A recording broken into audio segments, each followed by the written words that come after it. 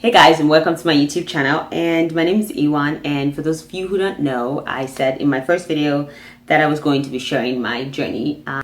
Okay, so in my previous video I did my last video I did a video on study tips for nursing, and I got a question from my new subby. Hi Shannon.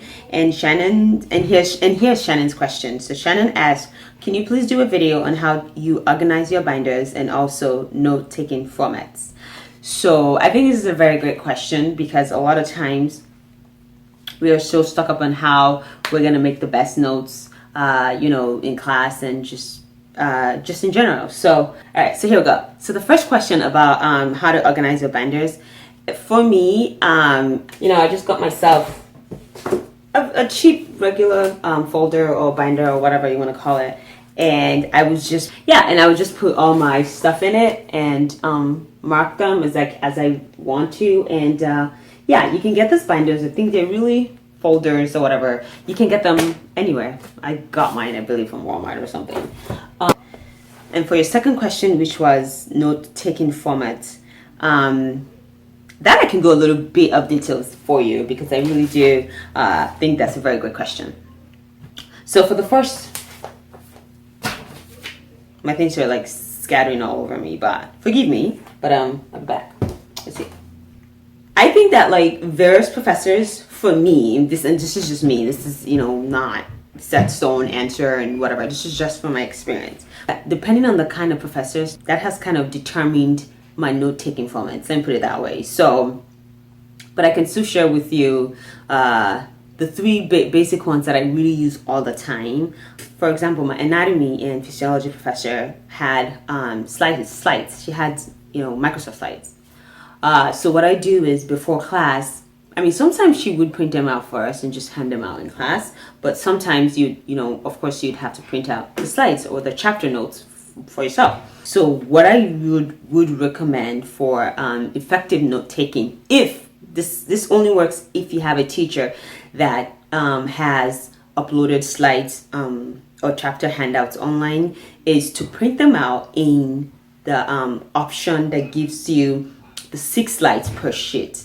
So when you do that, you can get to see the different slides per page, and you can then write on your slides. If you have that, for me, that's what I do. And if you have that, then you don't have to have write down like 120 pages of notes or something, because whatever the professor says, they go with the slides. And what I do is I just listen and I just take notes. So unfortunately, some professors do not have slides online.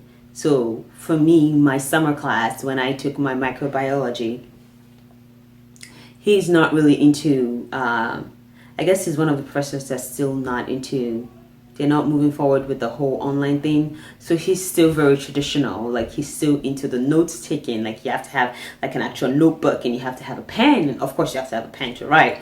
So for me, since I'm somebody that's like, have been so used to just printing out my slides and just winging it in class and just writing on the slides and stuff, this guy doesn't have anything online. So I had to literally go back to the traditional way of writing on a book with a pen. I actually have my notes right here that I'm going to show you. He's so detailed. So I went to the store and I just bought me, a regular notebook.